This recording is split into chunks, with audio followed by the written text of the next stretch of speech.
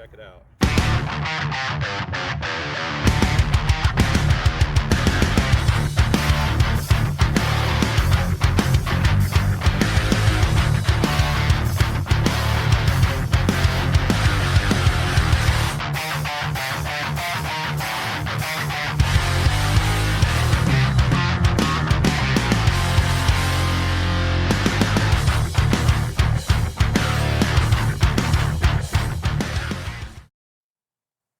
Hey YouTube, welcome to Check It Out Nunchuck Tutorials. Today I wanted to do another discussion video. This one is probably a long time coming. I believe I probably should have done this a long time ago, but I want to take just a few minutes and talk about the different kinds of nunchucks that are out there potentially, and what you might want to look at to buy when you're starting to learn or when you've been practicing for a little while. The first thing that I'll say about nunchucks is it's going to it's going to be based a lot on the style that you pick. Uh, when I talked in my last discussion video about styles, I kind of laid that out. So if you pick a certain style, you have a certain style in mind. Certain types of nunchucks and certain shapes and things like that do play into it more than others. So uh, a style is going to be important. Uh, how much fear you might have of getting hit might play into it, and what's available might play into it. So let's start out with basically what most nunchucks are made out of. Uh, the standard nunchucks are about 12 inches long, and they're made out of wood. This particular pair right here, I actually gave to my brother as a birthday present when he was 15 years old, and he regifted them to me. So I've had these for what, 35, over 35 years, and they're still kicking. These are made out of oak. They are tapered, and we do have tapered nunchucks and we have straight nunchucks, and they are connected by chain with a ball bearing system. This kind of nunchuck right here is probably my favorite one. I like the weight. I like the balance. If you do hit yourself with it, you are going to know though. So if getting hit is not really something that appeals to you, and it really doesn't appeal to anybody, but these might not be the way to go right off the bat at all. Uh, when I was first starting out how to learn nunchucks, I stole the dowels out of my mom's closet, and I cut them and I put dog chain on them, and I used them for 2 years before I bought my first pair. I made the mistake of buying my first pair made out of coca-cola wood, which is very heavy, and it took me a while to get used to the difference. However, that weight and everything really helped me gain some speed and fluidity once I started picking up ones like this. So you have your hardwoods, and they're tapered, and this particular one is round. You basically have two shapes that you're going to see, round and octagon. I don't have any octagon ones at all, but the octagon ones are more traditional. And when you look at the traditional styles, that's about all you'll ever see is the octagon, generally with the rope. And we'll talk about rope in just a second. The second pair that I have here that I'll show, these are a little bit lighter. These are made out of rattan, and they're pretty light, and they're straight, so they don't have any taper to them. But they are also connected with the chain and ball bearing, which I just, that's my favorite of all. These are really good because they're light. The only downside to these is they're easy to lose control of if you try to spin them too fast, because they're not really balanced that well. They don't hurt as much if you do hit yourself with them, honestly. And uh, but ultimately they're pretty good. These are pretty flashy. I use these in a lot of my videos, and these spin around really quick. Uh, but they're harder to control, and because of that, sometimes you take a hit on the fluidity of it, and they get a little bit choppy.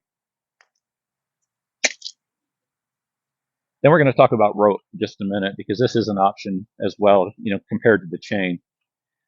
These I actually made, and I was just testing them out, and they work pretty good actually. Uh, rope is different. Okay, they have different types of rope nunchucks out there. You can make your own, which are actually pretty easy with just stuff you can get at Home Depot and paracord, and it's really not that difficult. You can buy some with rope. The thing about rope is that it feels different. It's very quiet. It's very smooth, and it takes a little get used to at first when you're doing it, because I think my hardest hits have come off a rope because I couldn't always feel where they were, the sticks, but they're very smooth and very quiet. So rope might be an option for you, and these particular nunchucks are round. And then we have nunchucks that I don't have, that I'll talk about, that are made out of different materials. You'll see nunchucks made out of aluminum, metal, PVC, all kinds of different things. Really, it depends on your practice and what you want to do, what they're made out of. If you plan on hitting anything with them at all, I would stick with the wood. And even then, these right here, as long as I've had these, I haven't really abused them. But if I were to be hitting hard stuff with these all the time, I would expect that these pins would probably break. The bearings of the chain would end up breaking. These things are not bulletproof, as they say. So if you hit it, you hit things with stuff with rope. The rope can break inside.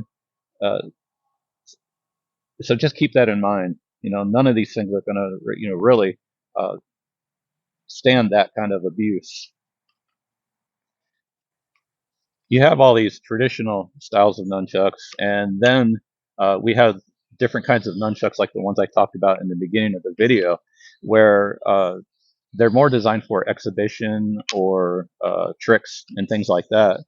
And those are usually going to be maybe a little shorter, a little thinner, really light. They're going to be really sparkly, or have a lot of designs on them that are going to catch and reflect light. They could be rope, they could be chain, but usually they're going to be really, really short, and that's so that it can do thumb rolls and thumb spins and things like that. And so that kind of nunchuck is geared toward that kind of exhibition type of practice. And if that's what you're looking for, then that's what you should probably look at when you're going to try to find some. If that's not what you want, then just beware of it, because it's completely different than the kind of stuff like I've been showing, where you need a little bit more chain, you may need a little bit more weight, and you may need a little bit longer sticks. So the only other kind that I want to talk about and touch on is the stuff that you see out there, and that's the foam practice nunchucks. Uh, Honestly, everybody talks about practice with foam, be safe, practice with foam. And I'm not against that, but I am not a fan of foam nunchucks. As a matter of fact, for my own personal taste, I can't stand them. I don't like the way they feel. I don't like the way they swing. I can't think of anything in the way they spin that I like.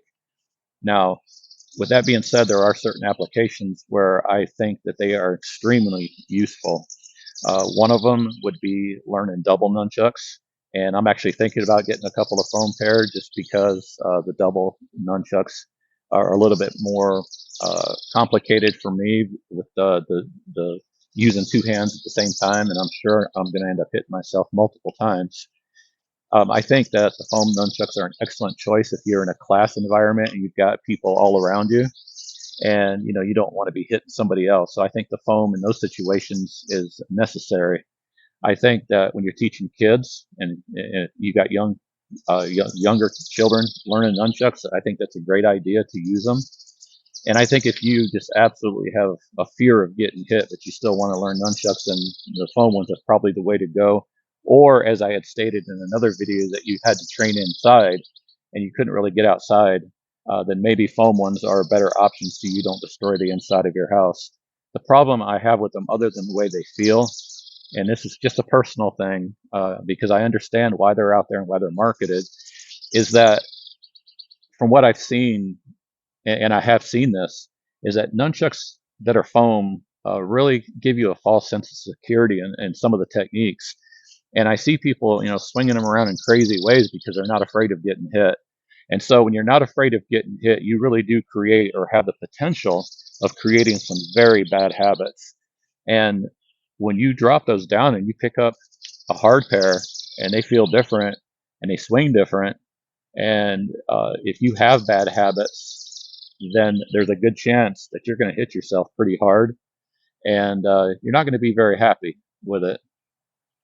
Like I said, the weight and everything's different, so uh, it might be a first step in for a lot of people.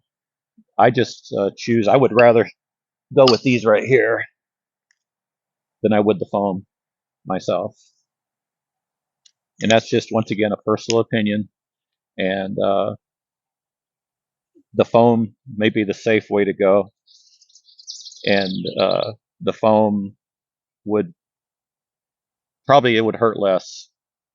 But the nunchucks are nunchucks, and back in the day in Okinawa, they didn't have foam nunchucks, so I didn't train with foam, and I think I'll just leave that at that. So the choice is yours. There's a lot of stuff out there, and just pick the type that is best for your application, that's going to be best for your training, and is going to work with the style that you picked and that you want to do. You don't have to spend a lot of money on them. There's a few websites out there where you can actually order these online. It's very reasonably priced with a lot of different designs, and you could test that and see. But just pay attention. What they're made out of. Uh, whether they're wood, whether they're acrylic, whether they're foam, the shape, the chain, the rope. Look at all that. The length. I was looking at some that I really liked, and they were acrylic, and I thought, oh, those would be pretty just to do some demonstration stuff with. And I got looking at them, and they were 15 inches long. And I don't want nunchucks that are 15 inches long. That's just way too long for what I do. So I had to pass on them, and I almost didn't see that. So just look at everything, check it out, and if you have the ability to be able to go somewhere and touch them and pick them up and hold them and see how they feel, that's even better. So I hope this is a little helpful, and I hope you find the nunchucks that work best for you. Uh, find them, use them, practice with them, get great with them, be safe with them no matter which ones you pick, and above all, have fun. And we'll see you on the next one. Check it out.